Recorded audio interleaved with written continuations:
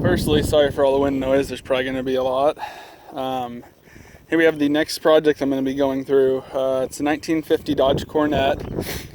If you came over from the other channel, you know a lot about this car already. Obviously, like I just said, 1950 Dodge. It has a period correct 231 inline six with the gyromatic transmission. Basically my plan for this car is make it roadworthy once again.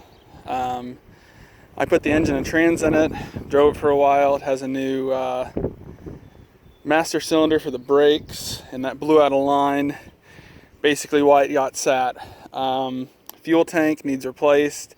It doesn't hold a quarter tank even. It's got a hole in it somewhere. Both those need replaced. The e-brake cable needs replaced. And it probably just needs a general once-over service, normal things like that.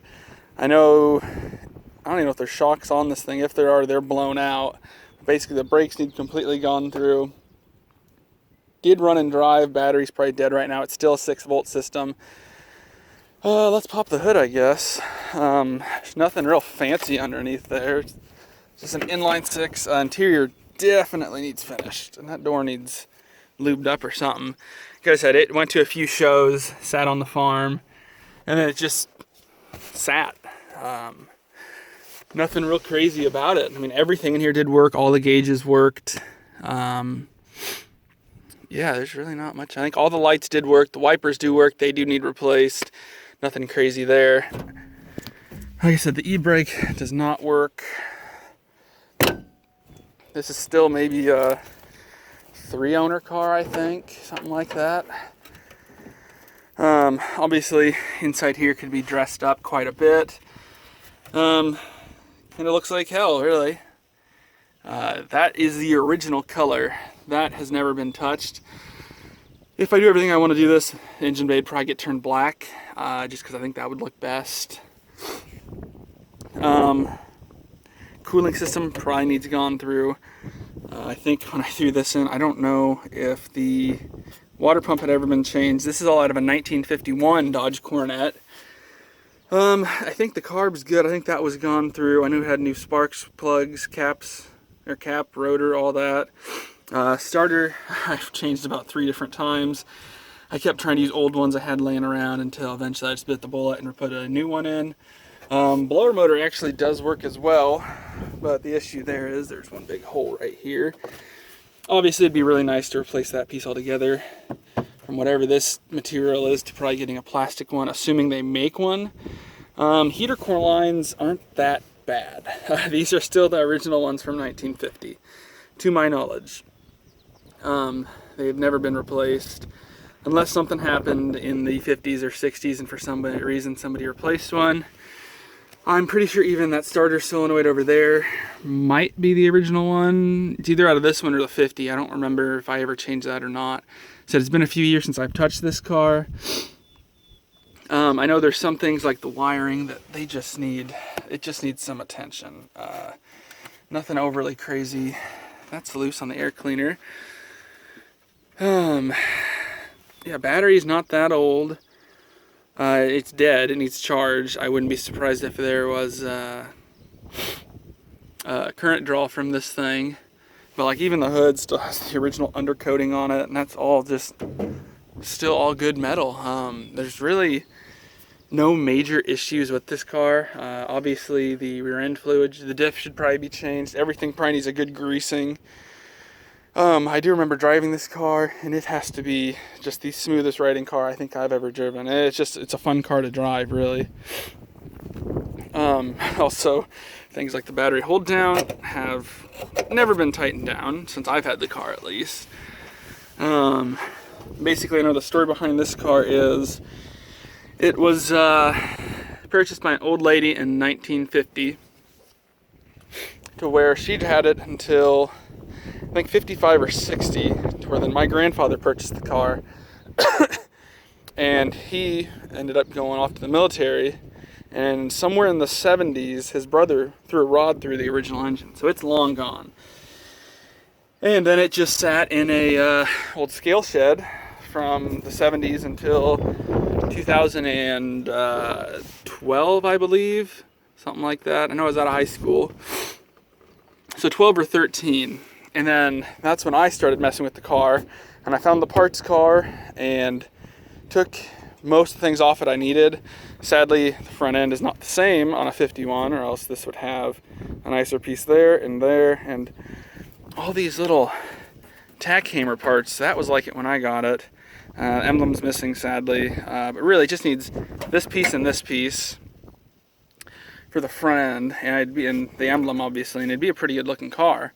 I mean, it doesn't obviously look bad now. I mean, there's a few things, such as there was a dent in here, which the guy who painted it tried kind of filling that stuff in. Some of the stuff down here is kind of beat up, and some of the clips that are on some of this chrome, I think the other side is where, yeah, it's kind of coming off a little bit. And I mean, obviously this has been dinged up a little bit over the years. Bottom piece is kind of wanting to start coming off.